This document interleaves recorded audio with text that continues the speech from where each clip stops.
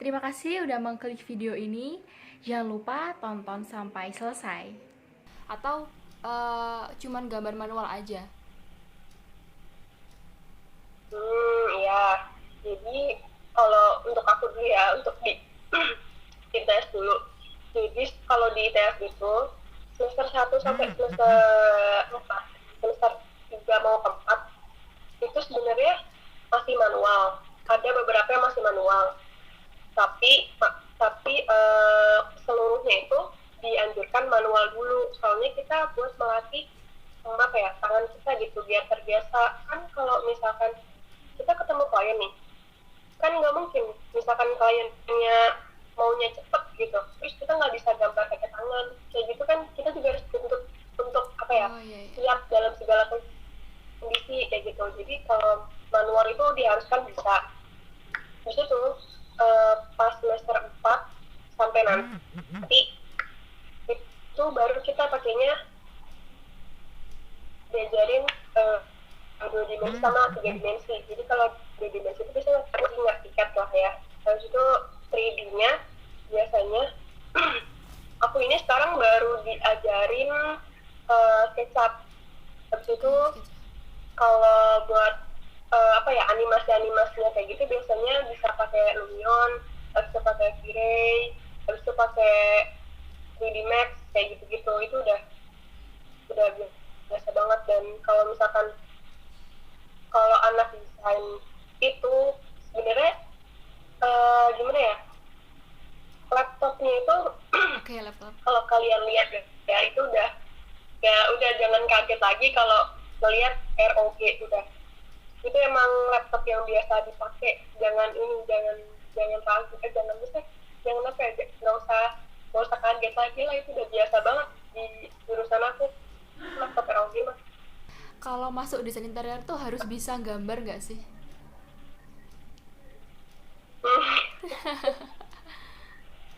Ya aku kasih awas tahu aja sebelum aku jawab itu ya. Oke. Di jurusan aku itu ya, karena aku juga baru tahu nih, sebenarnya aku juga baru dapat omongan ini Oke. dan aku baru ngerasain gitu sekarang. Kalau mau masuk jurusan interior, khususnya desain lah, itu kalian bakal menghabiskan banyaknya uang. Karena kamu gini, di semester awal aja kamu harus beli 100 lembar kertas.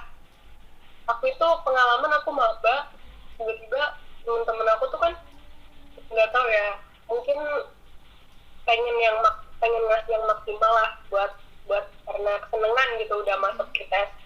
Jadi langsung beli 100 lembar, ya udah kan aku ikut-ikutan karena semuanya memang kayak gitu.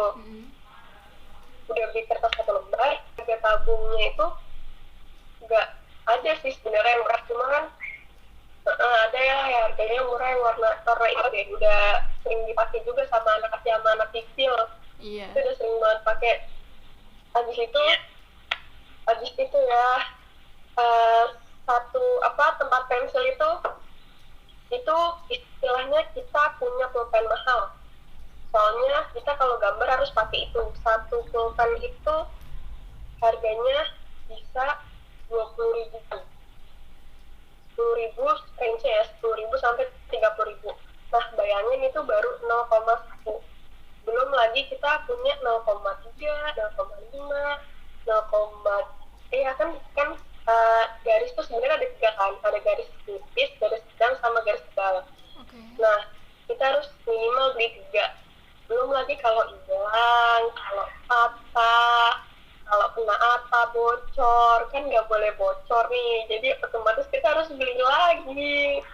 Habis Oke. itu ada yang namanya penghapusnya itu kayak pulpen gitu loh, bentuknya tipis.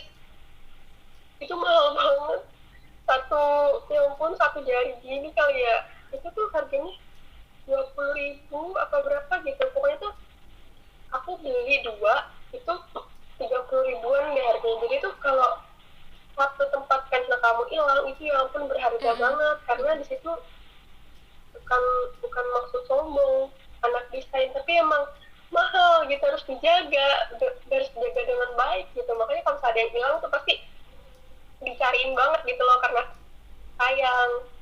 Habis itu pertanyaannya, kalau anak desain harus bisa gambar, sebenarnya enggak juga sih. Ada beberapa temen aku yang gambarnya biasa aja, termasuk aku. Oke. Aku gambarnya juga biasa aja, nggak bagus-bagus banget. Terus kata dosen aku ya, itu aku kalau nggak salah aku pernah dengar gini, kita tuh gini loh apa, gambar nggak bagus nggak apa-apa. Kalau udah masuk ke 3D ya, kalau udah masuk ke 3D, gambar nggak bagus nggak apa-apa. Yang penting proporsional sama mudah dimengerti kayak gitu. Kan misalkan ya, ada sih namanya gambar komposisi nih. Nah, gambar komposisi itu gambar still life. Kalau kalian tahu gambar still life itu ada namanya gambar secara langsung kan. Nah, pengalaman dosen aku ya, Iya. mau sebagus apapun itu, kalau proporsinya nggak tepat, itu salah.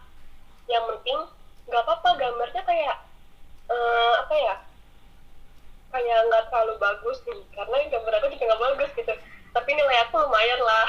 Oke. Gitu, tapi itu proporsinya tuh pas gitu dan oke. Dan itu dosennya bakal lebih menghargai itu karena kita bisa lebih peka gitu loh. Yang penting kita peka sih. Kalau urusan gambar apa ya, seiring berjalan aku juga bisa kok gitu. Karena nggak semua orang desain sebenarnya gambarnya bagus, tapi emang rata-rata bagus. Tapi gini, nggak semua orang desain itu bisa gambar, tapi seenggaknya kamu punya basic lah, nggak punya ide gitu, punya konsep kayak gitu, udah kamu aman kayak gitu. Nah, ini masalah ide atau konsep. Berarti kalau anak-anak desain itu harus apa ya? Harus explore pencarian desain-desain rumah gitu ya kali. Oh iya nih, aku punya apa ya, mungkin ini aneh kedengarannya, karena waktu jadi gini, pas pertemuan dosen wali aku itu bilang gini malahan, kamu harus sering-sering ke mall ya gitu. Kamu harus sering-sering ke kafe kayak gitu. Terus kan untuk kita kan kayak, ya ampun pak, ngapain gitu kan, mungkin kalau orang mikir gitu. Kita tuh gini loh kayak, ya jadi kalian harus sering-sering ke mall biar tahu mall itu kayak gimana gitu. Tapi kalau ke mall jangan mall-mall yang abal ya, mall-mallnya yang bagus katanya gitu, biar seleranya tuh tinggi gitu loh. Jadi tuh kita ngerti kalau mall tuh desainnya kayak gini, kafe tuh enaknya kayak gini kayak gitu. Malah kita disuruh jalan-jalan ke mall dan disuruh jalan-jalan terus gitu loh, supaya apa ya, ide itu kan nggak boleh kosong kan. Oke. Soalnya kata dosen aku tuh, anak desain harus bisa mikir out of the box, yang pertama itu.